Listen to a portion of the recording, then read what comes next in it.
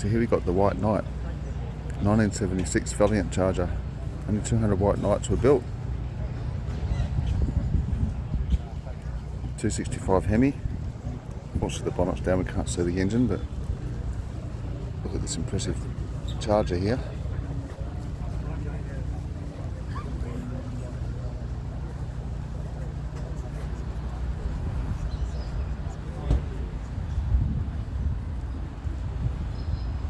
Coupe style.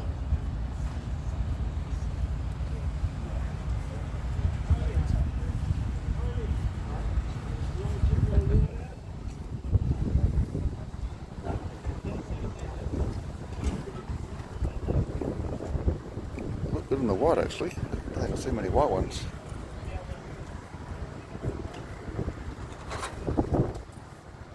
Great car.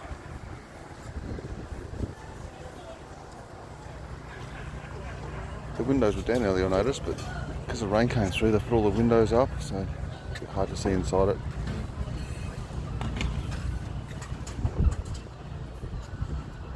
'76 Valiant Charger. Cool.